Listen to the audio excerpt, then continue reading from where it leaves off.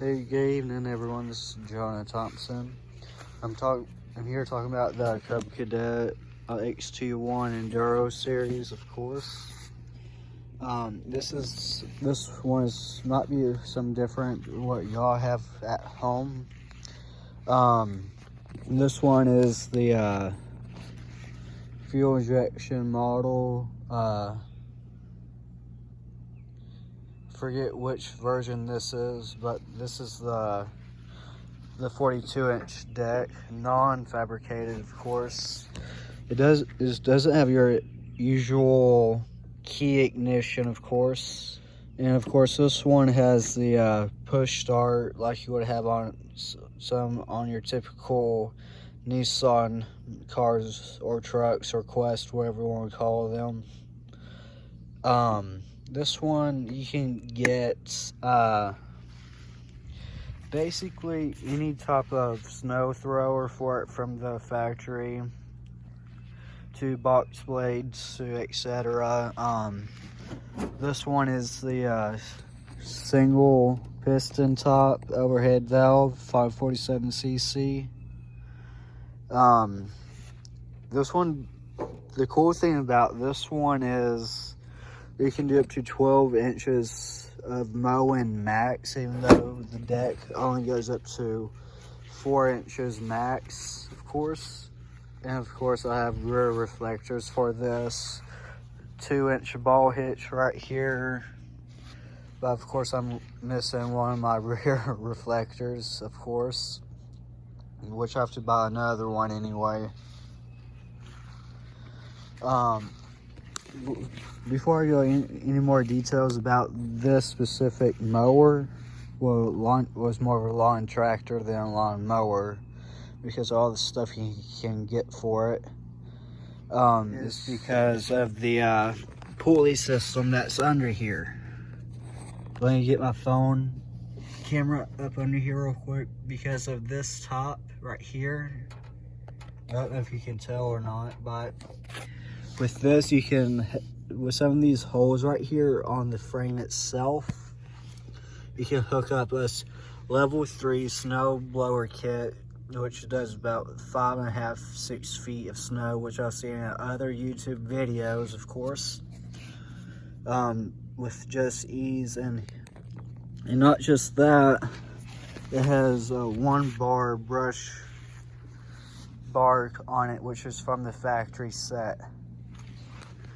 And the other neat thing about this, well, actually not neat thing, there's actually there's pros and cons about this lawn tractor, and one of the cons are if the ignition switch get wet after a certain amount of time, it no longer works, which costs about $300 to $600 to get repaired, which is not cheap.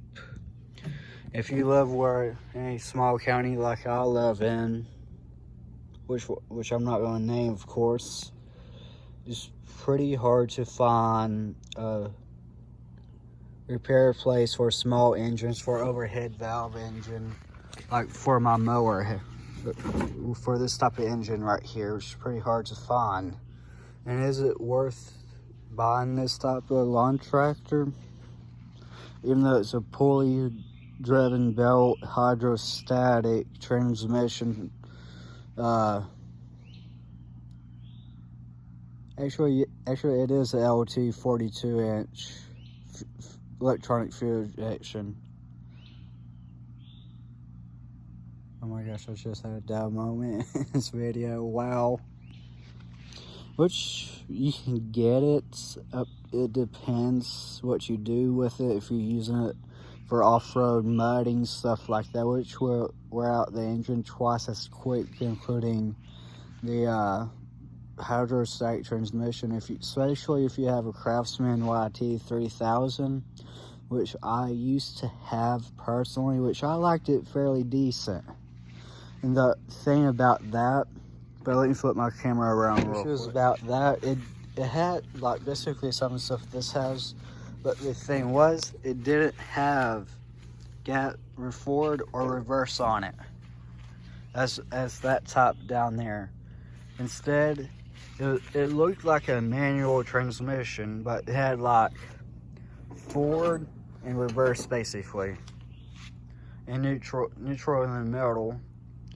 But it's 100% hydrostatic automatic transmission, which I got up to 14 miles an hour in reverse alone, which is pretty good, but pretty scary if you don't know what you're doing.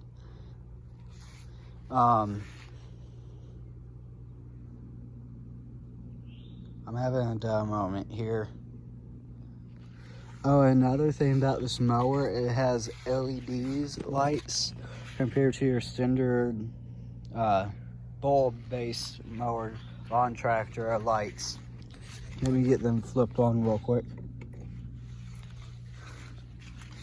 These are your LEDs on this tractor.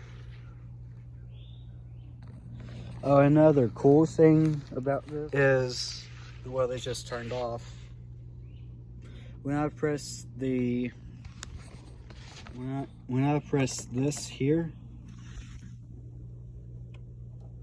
they automatically come on.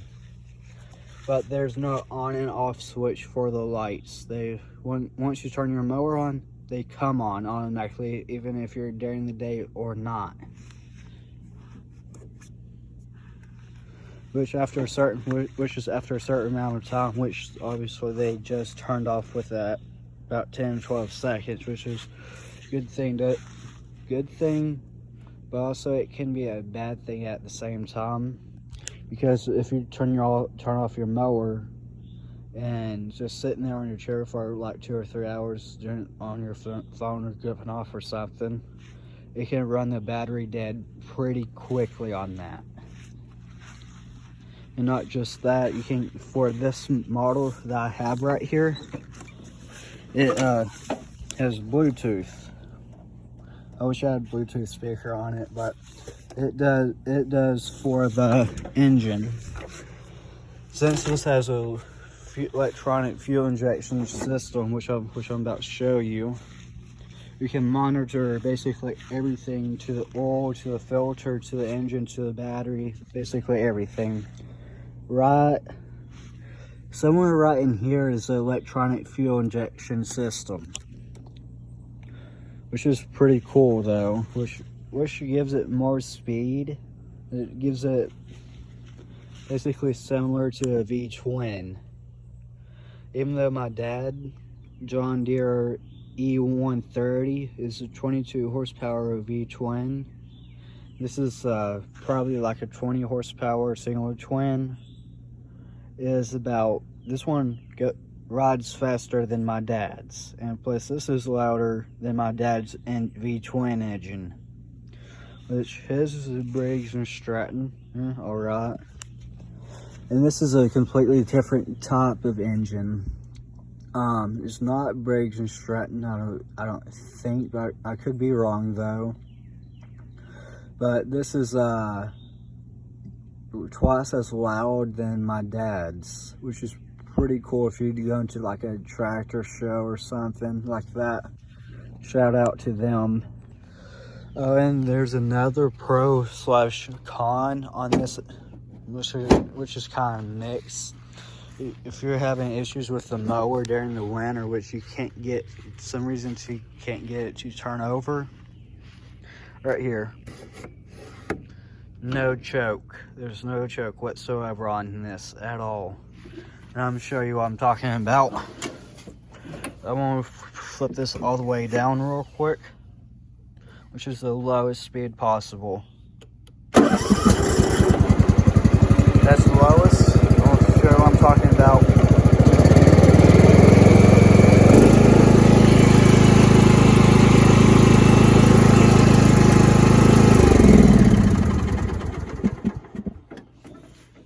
And that's at full thrust on this, which there's no choke on, which can be kind of a problem if you lived way up north where there's a lot of snow, stuff like that, which you may have issues with wherever you live at with this type of mower.